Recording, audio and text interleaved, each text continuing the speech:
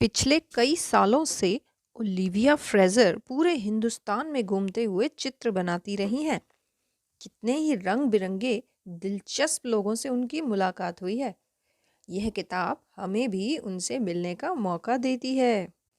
तो आज हम सुनने वाले हैं मेड इन इंडिया, जिसे लिखा है ओलिविया फ्रेजर ने और जिसके चित्र भी बनाए हैं ओलिविया फ्रेजर ने। तो शुरू करते हैं। अगर तुम हिंदुस्तान में घूमो, उत्तर से दक्षिण, पूरब से पश्चिम, हर जगह लोग कुछ न कुछ बनाते हुए दिखाई देंगे। खेतों में, सड़कों के किनारे, खुले दरवाजों के अंदर, बरामदों में लोग खाने की चीज़ें बनाते हैं, पहनने की चीज़ें बनाते हैं और बेचते हैं। इससे उनका फायदा होता है और देश की तरक्की होती है। आओ चलो घूमें और देखें। ये है भारत। हिमाचल प्रदेश की पहाड़ियों में मुझे यह दो औरतें मिली। हिमाचल प्रदेश भारत के उत्तर में है।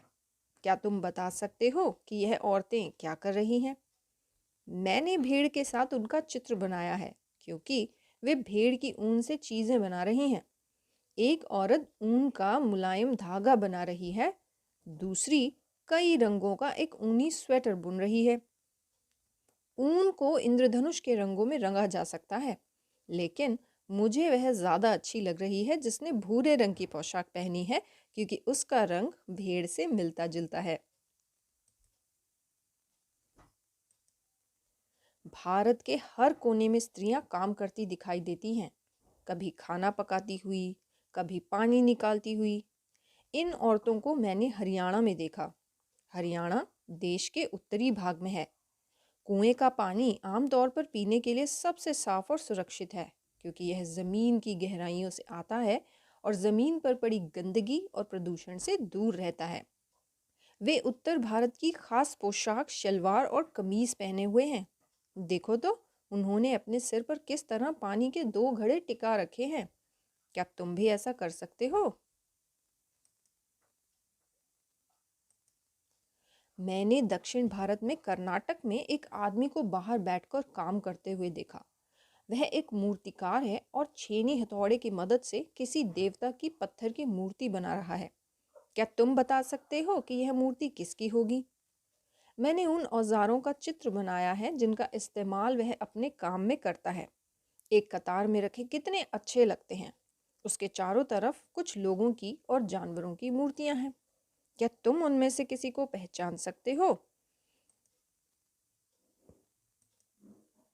घर में जलाने के लिए लकड़ी इकट्ठा करती उन औरतों से मैं कर्नाटक के एक जंगल के किनारे मिली थी।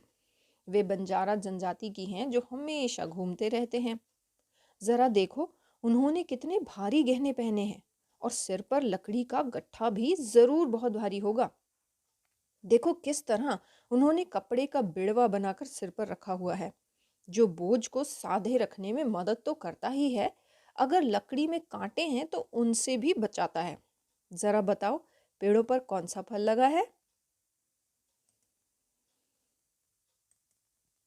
यह औरतें कर्नाटक से हैं।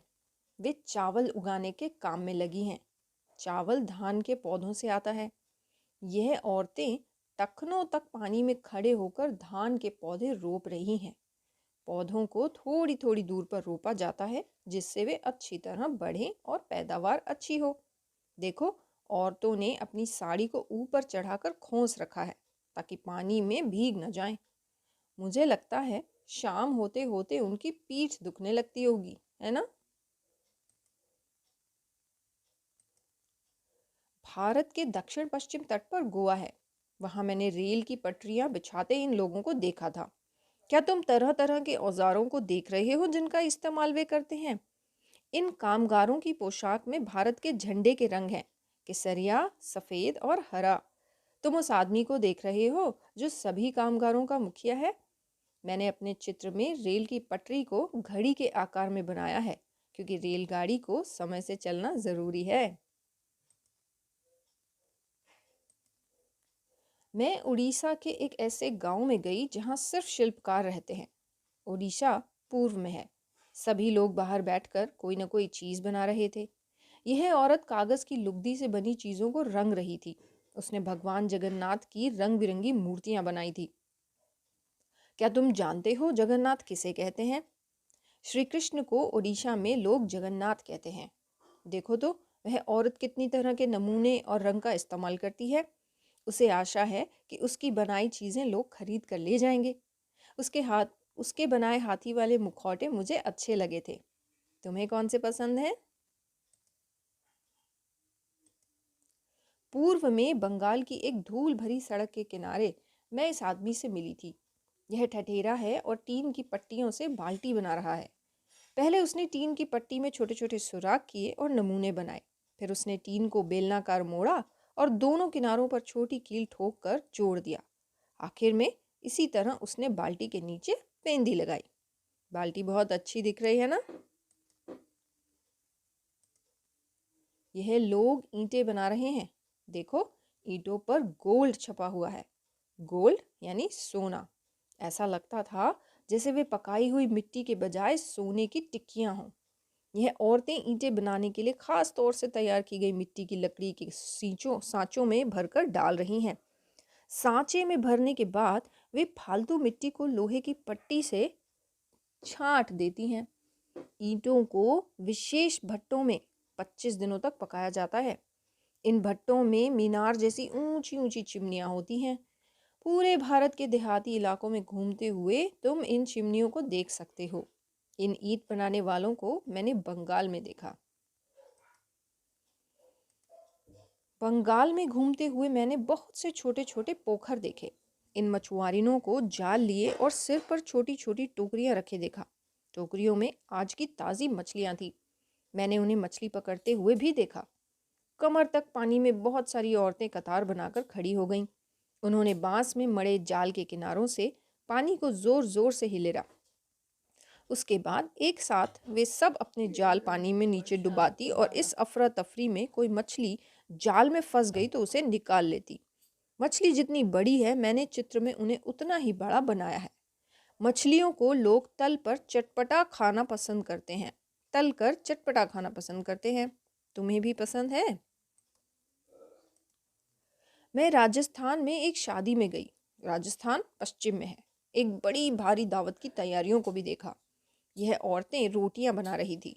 वे एक गोल घेरे में बैठी थी। हर कोई रोटी बनाने के काम में हाथ बटा रहा था।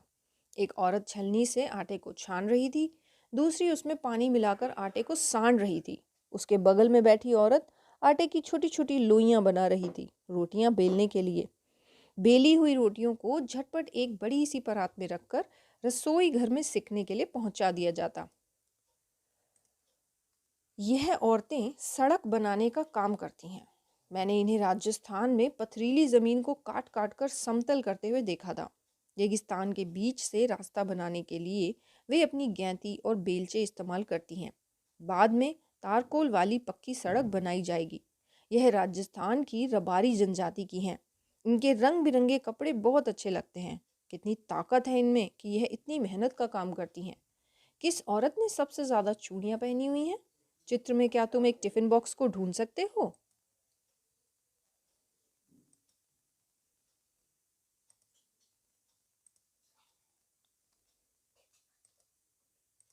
तो आज हमने जाना इंडिया के बारे में बहुत कुछ। इंडिया यानी भारत।